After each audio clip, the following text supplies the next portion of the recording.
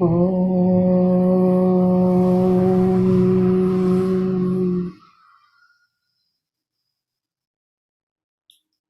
Om.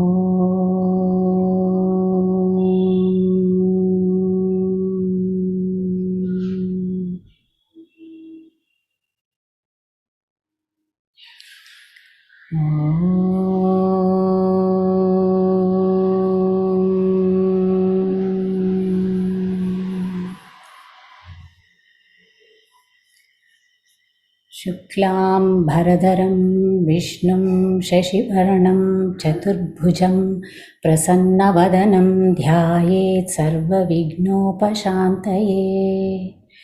गुरुर्ब्रह्मा गुरुर्विष्णु गुरुर्देवो महेश्वरः गुरुसाक्षात् परब्रह्मा तस्मै श्रीगुरवे नमः।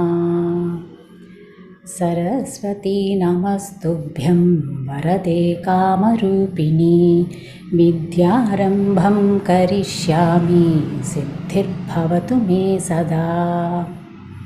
ॐ पार्थाय प्रतिबोधितां भगवता नारायणेन स्वयं व्यासेन ग्रथितां पुराणमुनिना मध्ये महाभारतम् अद्वैतामृतवर्षिणीं भगवतीम् अष्टादशाध्यायिनीम् अम्ब त्वामनुसन्दधामि Bhagavad-Gita Bhavadveshi. We will start. Yeah. So last 2 days we have seen the two Shatakams. The first one about Jiva, the second one Ishvara. And this Shatakam is about the oneness. Okay. So this Shatakam includes chapter 13 to 18. We have split it into two parts, 13 to 17 and chapter 18. So I will be doing the chapter 13 to 17 and Shilpa will be doing chapter 18. Okay. Chapter 13 to 15 talks about the knowledge of oneness, and 16 and 17 talks about it is dedicated to the concepts on refining the mind, and chapter 18 is a summary of all the topics. So I have tried to, what I have done is from 13 to 17, whatever the topics that comes, I have tried to make a mind map. Okay, so it will be, it will not be like, I will not be presenting it like this is what is coming in chapter 13, 14, 17 like that. So I have consolidated all the topics that comes in and I have created one mind map. So it's more on the concept based. And so let us see how I will just zoom in so that you will be able to the highlighted part which I'm showing it, whatever I'm explaining. So this is the starting note. So chapter 13 to 17, Charama Shatakam. And as and when I'm talking, if anyone has any doubt, please stop me. Okay, so I won't be able to see the thing, so don't raise your hand or anything, just unmute and say, so that I will be able to stop and then continue. Okay. So this is the first one. So as the third Shatakam is about oneness, that is tat tvam tat asi. In that asi, that oneness is what is the all about what we are going to discuss. And here you can see that under this node I have got sub nodes as macro, micro, Ishvara, Jiva, Tattvam, Paramatma, Jivatma, Brahman, Atma, Samashti, Vyashti, Ocean, example. So let's first focus on this one. So we know this Mahavakya, the concept which we last semester itself we studied, and even this semester. This Mahavakyas are these great sayings of the Upanishads, and they indicate the ultimate unity of the individual Atman and the God Brahman. So that is what is the Mahavakya. So through that we have to discover the fact that the essential nature of the individual and the Lord both are one and the same. Okay, so all these the sub notes what they're showing, this all these things, they are actually in some way through different concepts. They're all leading to the same concept of oneness actually. So if you take like what I mean is like Jiva Ishvara. If you take Ishvara Jiva or Jiva Ishvara, it signifies an identity between the microcosm, the consciousness as the foundation of the individual, and the macrocosm, consciousness of the as a foundation of the universal. So that is what similarly the macro and the micro. This is giving the macro picture and the micro. And similarly tat and tvam. Tat represents the universal and the tvam is the individual, things like that. And see even Paramatma and Jivatma, and Brahman and Atman, and Samashti and Vyashti. So now we have seen all these things through the example of ocean and wave. So ocean, wave is part of ocean, but it is not like a separate entity. And ultimately both of it as the salt water only. Both are essentially salt water only. So that is what it means. So ultimately it is the oneness of Ishvara and the Atman. So that is what all these notes are. We have seen all these words in our through these chapters, but it is all meaning to the same thing. So, and another one is we are also seeing Lord and individual. We are constantly seeing this word Lord and individual. So I've just put that in the top because as I'm going to expand that further. So otherwise it is all coming, all these are under this itself. Okay, so let's just move to the next one. So I'm just taking this, and now when we come into the Mahavakya Vichara, what does it say? It says that individual and Lord is a mix of these things. Okay, let's see what are these things. So that is basically the essential nature of the individual and the Lord are both one and the same. So that is why now if you come here, okay, I think you're just able to see the entire, all the list of items under that. So either what all these terminologies, we are seeing it either under individual or under Lord. But basically they are the mix of these two, okay? So that is what it means. So even though every individual appears as one unit or one entity, really speaking, every individual consists of two parts basically. That is what it means. So every individual, like for example, if I take every individual is a mix of matter, spirit, and anatma, atma, like that. Okay, so even in fact, Bhagavan says in Bhagwad-Gita that Arjuna, consciousness behind you, the microcosm, is the consciousness behind me, the macrocosm. I and you are essentially one at spirit level. So that is what all these words are signifying ultimately. So just we will see all these words which is coming across from 13 chapter to 17 chapters. Okay. So just like Jiva is a mixture of two aspects, Ishvara is also a mixture of two principles. Okay, the two principles are we say it Purusha and Prakriti. This is what we have been seeing it from semester 1, right? Similarly, Kshetragna and Kshetram, right? So essential nature of individual is Kshetragna, and the body mind world we call it as Kshetram. So like that you can see the pair words. Okay. Similarly, the para and apara. The higher nature is para and the lower nature is apara. Similarly, atma of an individual, if you take the consciousness part, we call it as atma, and the body mind we call it as anatma. And consciousness and body mind, that's what I meant here. And similarly, we have the experiencer. The Purusha, which is the essential nature of Ishvara, that very same Purusha is available behind every body and mind, right? And as the experiencer. This is the law of Vedanta also. So the person who is able to, the one who is going to witness is the experiencer, and what is going to be witnessed is the experienced part. And that is what is the matter part. Okay. So similarly, permanent and temporary. So the permanent is what we call as of an individual consciousness, and the body mind as temporary, right? And chetana and achetana. Similarly, one which has chetana is we know that the conscious part is chetana, or the Brahman part is chetana, and the achetana is the prakriti or the atman. I mean, sorry, anatma, right? Similarly, the consciousness is spirit, and the body mind is matter. And we say this is intrinsic and incidental. Intrinsic, when we mean that it is there like consciousness is an intrinsic it is intrinsic nature, right? So it is even in it is there in all our three states, whether it is in the deep in the sleep state, or in the wakeful state, or in the dream state. But the body mind is only incidental. It just comes and goes, right? I mean, we take different body forms. So that is what intrinsic and incidental means.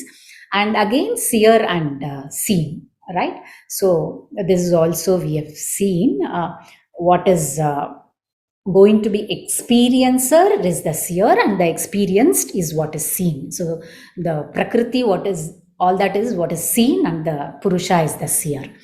And similarly, nirvikara and savikara, in the context of when we are saying like this akara, it doesn't change, or it doesn't have an form, or akara thing, consciousness. And savikara is the one which keeps changing the akara and takes different forms. And again, we have drik and drishya, similar to seer and seen. And we have nirguna and saguna. Prakriti has a saguna form. It is, but purusha is a nirguna form. Similarly, and we have taken this light hand example to demonstrate, I mean, to kind of, which is very close to space, is something which is is the nearest comparison, I would say, to the consciousness. And another example is the light and hand. The way the light pervades is like how the consciousness pervades, because light does not occupy space, right? But when it is falling in the room, it is like, if your hand is there, it is falling on the hand. And even if your hand is not there, and irrespective of the shape and form of the hand, there is light everywhere, right? And so in different ways we can kind of, and light is not part or product or property of the hand or the body or whatever.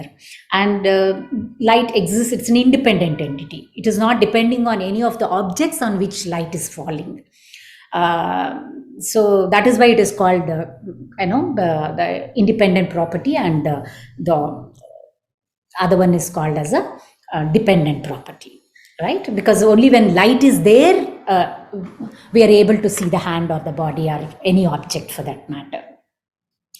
And so even light is going to be there even after I remove the body, the hand, which means even if after the body is perished, even then the light continues to stay. So this is a very close example to demonstrate, I mean, rather to explain the concept of consciousness and anatma, right? So these are all the different terminologies used across 13 to 15 chapters to explain different concepts in different contexts. These are used. So another the pair that is used is Purusha and Prakriti, we know. So let's just get a little bit more detail into the Purusha and Prakriti. So you can see the node here, Purusha. So Purusha again has different terminologies that are being used as consciousness, Brahman, God, and Gunatita. And in chapter 15, we have seen Uttama Purusha or Purushottama. And it is an unmanifest thing, which is what we have seen even in the last Sankhya Yoga, when it's said, when we read it in first semester, and Nirvikalpam and Satya. And similarly for Prakriti, we have seen different terminologies, Maya. It has both unmanifest form and the manifest. In the unmanifest Prakriti, we have read that it is an avyakta, and manifest Prakriti is vyakta, right? So that is what I've tried to show here.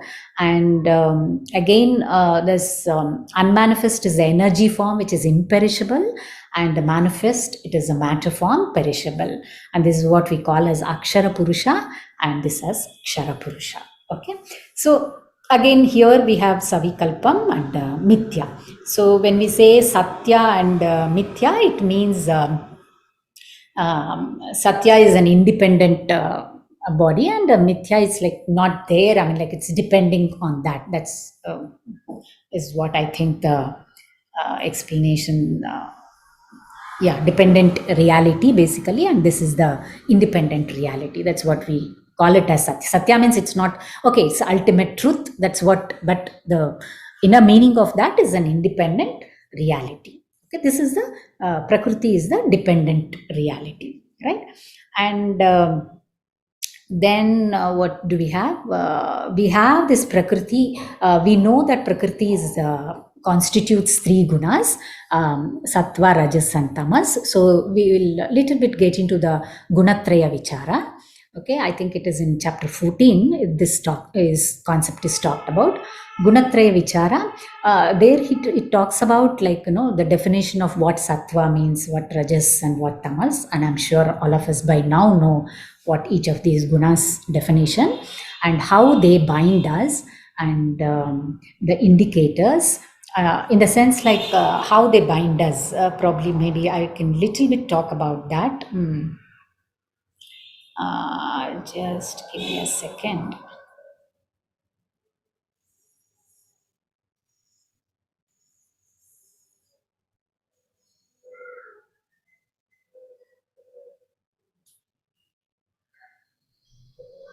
Yeah. So, and we know Sattva is a tranquility, nature of tranquility. Rajas is a activity or restlessness, and Tamas is a dullness. So how does each guna bind the person?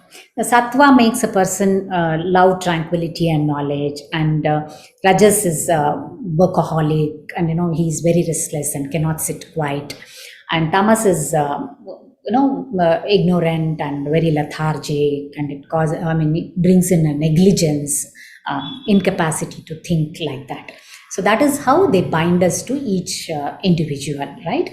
And there are indicators of how they behave, will tell us, okay, what kind of predominant guna each individuals have, right? So Sattva, like, the more knowledgeable, and they have a more grasping power, and Sattvic and whatever. And Rajas is, they are more karma oriented, in the sense like activity oriented. So there you can see the way. So there are indicators for each of the guna. Okay, and when one of the gunas are also increased, there is a consequence in the behavior or the prakriti of the individual. So that is basically what the indications show. And then after Gati, how do they travel? Like, in the sense like Sattva Guna, person with a Sattva Guna will reach the higher Loka, and person with the Rajas Guna will reach the Manushya Loka, and Tamas will reach lower Loka. That's what it means. And once these gunas are binded to an individual, and how to get out of this binding, it even talks about that, how to get out of the binding. So like in the sense like, if the person is guna shudra, then how to get, he can become a guna vaishya by doing a sakama karma, and guna vaishya guna person can become a guna kshatriya by doing a nishkama karma, and guna kshatriya can become a guna brahmana by doing upasana, the meditation and things like that. And guna brahmana can become a gunatita, that's he can transcend to that gunatita state by jnana yoga. So that is what it is. So but the benefit of transcending is gunatita, right? And so that is what is all about Gunatraya Vichara we have seen. And then I will come back to this Mahavakya Vichara. So here it says like there is a preparation for Mahavakya analysis. In the sense, even to be able to have the ability to understand or analyze this Mahavakya Vichara, one needs preparation. So, what are the preparations? That is what is finally the Viveka, Vairagya, and Bhakti. So, the Viveka is obviously, we know, the discriminative power to distinguish between what is temporary and what is permanent. And Vairagya is the dispassion, and basically to be able to free from the attachment. And bhakti, so it is there in all, as part of the karma yoga, jnana yoga. Okay? So this surrendering to the supreme power. So these are the preparatory practices that are required to be able to have the ability to analyze the Mahavakya Vichara, because Mahavakya Vichara is basically, it is the ultimate the knowledge, right? I mean, so that is what it says. And what is the benefit of the Mahavakya Vichara is obviously that liberation. Okay, and then it also talks about this oneness, the concept of oneness, in the sense, like, in order to gain this knowledge, right, one has to refine their mind. So what is that refining mind? Means basically removing of the impurities and adding of the virtues. And this is what is talked about in chapter 16 and 17. Yes, chapter 16 talks about the addition of virtues, that is Daivi Sampat. We know we have the list of virtues which Sir also has given, some 18, I think, Daivi Sampat, and 18 qualities under Asuri Sampat. Maybe I'll just read out a few of them, like, self-confidence, self-mastery, self-integration, and humility, purity, compassion. All those things comes under Devi Sampat. So we need to add these virtues to oneself. And removing of the impurities, we know kama, krodha, lobha, mada, matsarya, all those things, we have to remove. So, and then along with that, we have a sadhanas, which are coming under 5 disciplines: yajna, danam, tapaha, shraddha, and ahara. So under for each of them, we have sattvic, rajasic, and tamasic, like sattvic yajna and tamasic yajna, rajasic yajna. So all those things we have. So basically, each thing. So the idea is that we have to encourage ourselves to the sattvic form of all these disciplines. And so even sometimes we want to be sattvic, we might turn, our actions may turn into rajasika or tamasika. So what beautiful chapter ends, 17 ends with a beautiful topic saying that, after completing the action, you dedicate it to the Lord, chanting the mantra Om Tat Sat, which means 3 names of God: Om, the protector of the world, and Tat, Lord, who is beyond the sense perception, and Sat, the eternal God. Okay, so I have not, again, because Sir again has given a table which you can all refer to under Yajna, what are all those things, and Danam, Tapaha, Shraddha, and Ahara. We have 3 columns, like, Sattvic, Rajasic, and Tamasic, and we have some points on that. So basically, I've tried to give the entire, all the concepts that are coming, except one thing which I could not cover. If you notice in chapter 15, there's one part which is Ashwata Vriksha, that's samsara, which is compared with, and the destruction of that I could not fit it into the entire scheme of this mind map. So I'm not sure how to fit that. Otherwise, all the other topics I was able to, I think I have covered all the topics that comes between 13 and 17 under this. So this gives us an understanding of how these terminologies are being used and what it means. So that is, at least for me, this gives a little easy to make sure whether I have understood conceptually. Maybe I may not remember if you ask, like, all the 18 virtues, I may not be able to remember all 18, but at least, okay, there are some virtues we have, so that it will be able to see. And so this gives like 1 page brief, kind of the covering of all the topics that comes there. So I hope I have done some justice to all the topics, but I'm sure I have not dealt the way last 2 days people went into each and every topic and covered. So if there are any things that you would want to discuss, maybe I'll just keep it open for 1 minute. You can see chapter 13 covers this all this Mahavakya and some of the terminologies, and also it talks about consciousness and qualities of jnaniya things. And chapter 4 talks about the guna trayam of prakriti and sattva, rajas and purusha, and how to become gunatita, all that. And chapter 15 talks about samsara vriksha, para apara, purushottama and sadhanas for moksha. 16 talks about daivi sampat and asuri sampat, and chapter 17 talks about all the sadhanas, 5 disciplines. So till now we have seen all the chapters of Bhagwad-Gita from 1 to 17 in the last 2 days, and today Gita explained the mind map for the chapter from 13 to 17. So we'll go towards the summary of Bhagwad-Gita, which is there in chapter 18. Okay, so this chapter is Moksha Sannyasa Yuga, in which you can see the central part, the Bhagavad Gita chapter 18, and from there we can see the parts like what are the sadhanas, karma yoga, jnana yoga. So we'll go through all the sadhanas which are given from chapter 2 to chapter 17, whatever is there, we'll see in this part as at a glance. Okay, so the sadhanas which are given here, or there are 4 topics which are involved in this part. There are types of the sadhana. We should take up the sattvic way of life. Then we have rajasic as well as tamasic. Rajasic, gradually we should give up, and tamasic, whatever qualities we have tamasic, we should immediately give up. Then comes the karma yoga, which is regarded as a preparation for the jnana yoga. Then comes Jnana Yoga, which is the direct means for the moksha. And topic 4 sums up all the chapters of a teaching of Bhagavan. So there are types of sadhana. So there are 7 subtopics under the types of sadhana.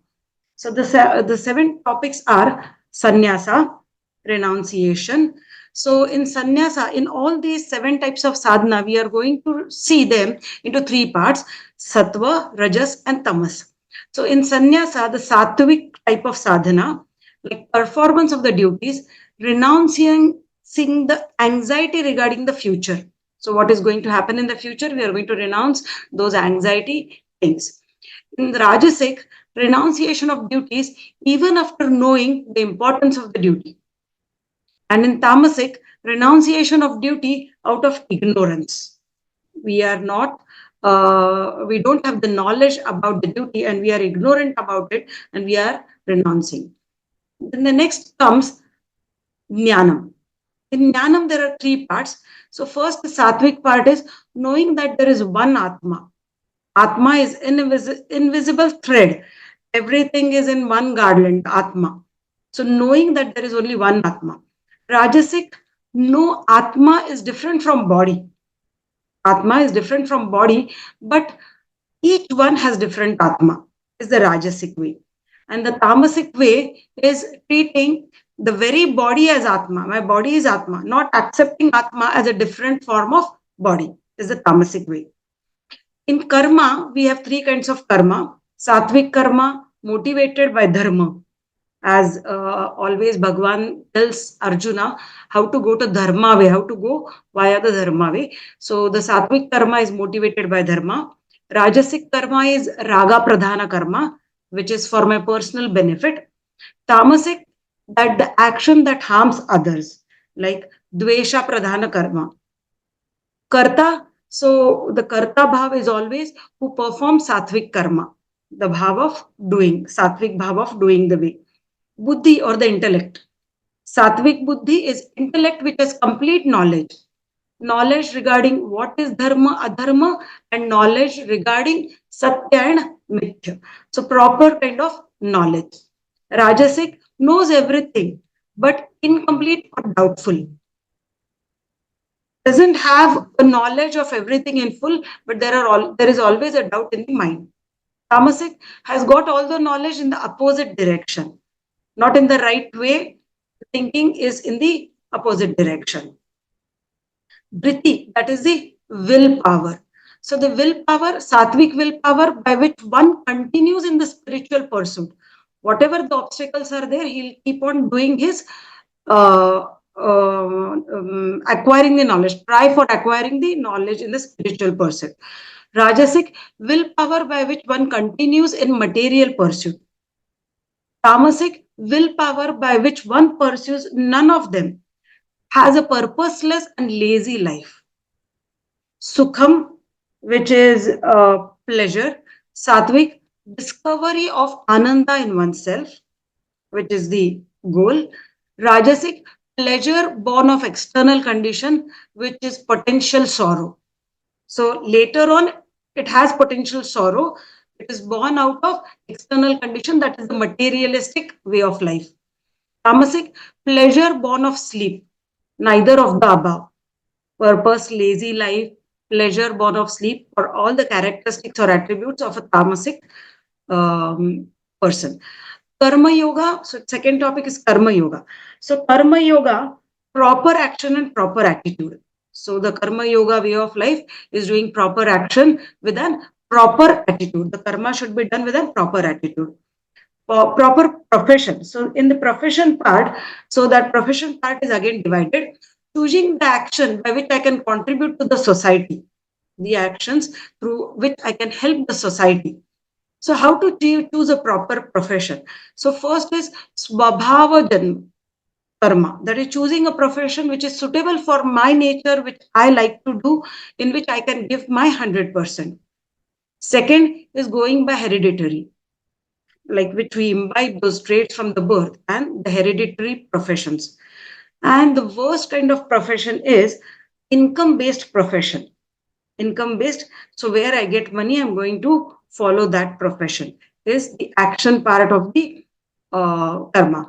And proper attitude, like learn to enjoy the job which is being chosen and dedicate that job to the Lord. So convert your duty into worship. Worship is not only in offering flowers, but in each and every place. And whatever we are doing, whatever kind of job we are doing, that job should be done as a worship. And whatever results we are going to achieve will be from the prasada bhav. Prasada bhavna we should have in that karma. So next topic is Jnana Yoga, which is in 2 stages. So separating consciousness from body. Body and consciousness, body, mind and consciousness are separate. Then 5 features are there in that. So not a part or a product, body and mind kind of thing. Consciousness which survives after the fall of body. So we say that Atma survives after the fall of the body, but cannot transact with the world. That part, after the fall of the body, there is no transaction with the world, as it doesn't have a medium of transaction. Next part is having separate consciousness from the body. I have to train myself to identify with the consciousness. So one feature of Atma is highlighted here, like is Akarta and Abhokta. If you identify with the body, you cannot escape papam and punyam. But if you own up, if you say that the Atma Swarupam, then you transcend from the gunas of papa and punya. Then how this can be done? This can be done by meditation on the fact I am a karta, I am a bhokta atma, different from the body, like we study in Nirvana Shatkam, na punyam na papam. Okay. Then next comes conclusion of the teaching. Conclusion of the teaching, as in whatever is being taught till now in Bhagwad-Gita, whatever Bhagwan says, Sarva dharma parintyajya mamekam sharanam vraja aham tva sarva papebhyo moksha yashami mashuta. So this is the essence of entire Gita. So as Bhagwan has always told Arjuna since the second chapter that we should lead a karma way of dharma way of life. So like the war, going in the war, participating in the war, because it is the righteous action, dharma. So it said that we should have a karma yoga way of life, the first stage, and that is meant for chitta shuddhi. Then the part parintyajya, that is give up. After purifying the mind, after using karma yoga, you transcend karma yoga. Either it is totally dropped or reduced. You travel, like you transcend from karma yoga to jnana yoga. Mamekam Sharanam Vraja, following Jnana Yoga. Okay, so now for after following Jnana Yoga, the shloka says Sharanagati. Sharanagati and Jnana Yoga connection. Navavida Bhakti, final stage of Sharanagati is surrendering the ego itself. Okay, so that is Navavida Bhakti, which is given in Navavida Bhakti. So ego is born of ignorance. Since ego is born out of ignorance, it has to go away, but it will go only by knowledge or jnana. So then we are transcending from karma yoga to jnana yoga. So result of jnana yoga is aham tva sarva papebhya. Once you practice karma yoga, you will purify, come to jnana yoga and become wise. Then I will release you from all the papam. Mokshashami. I will give you freedom. I'll give you liberation from all the papam. So why Sharanagita is taken as Jnanam here? A good teacher is one who gives the essence of the teaching in the beginning and the end. No contradiction between them. Krishna started with Janma and ended with that. So now here the essence of Bhagavad Gita is follow karma yoga, purification of mind, follow jnana yoga, be free from everything, that is moksha or liberation. If you follow the karma yoga way of life, you are going to have a pure mind. And if you follow the jnana yoga way path, you'll be free, you'll be liberated. Now Gita teaching should be given to whom? So one who fulfill four conditions, to them the Gita teachings should be given. So who are those bhakta to whom it should be given? Who has tapa, discipline in life, one who follows every action in moderation, bhakti, love and devotion to the Lord as destination. So upon me, Bhagavan says, so have that bhakti upon me. So love and devotion to the Lord as destination. Sushrusha, one who wants to learn Gita. So one whose ears are towards the knowledge, going towards the spiritual path, going towards the knowledge. So one who wants to learn Gita.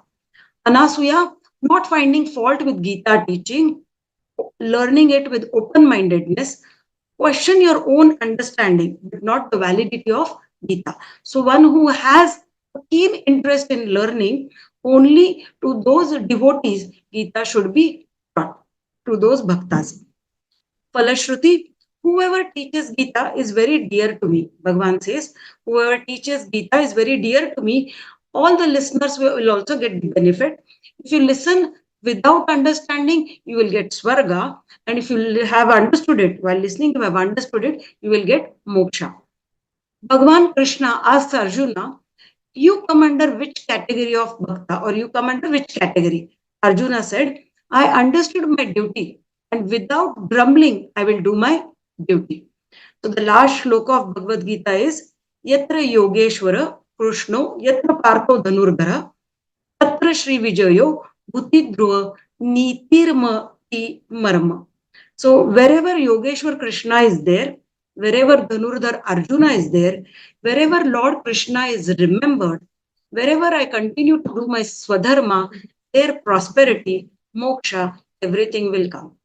Krishna Arpanamastu. Thank you. Dhritarashtra उवाच धर्मक्षेत्रे कुरुक्षेत्रे समवेतायुयुत्सवः मामकाः पाण्डवाश्चैव किमकुर्वत सञ्जय ॐ सर्वे भवन्तु सुखिनः सर्वे सन्तु निरामयाः सर्वे भद्राणि पश्यन्तु मा कश्चित् दुःखभाग् भवेत् ॐ शान्ति शान्ति शान्तिः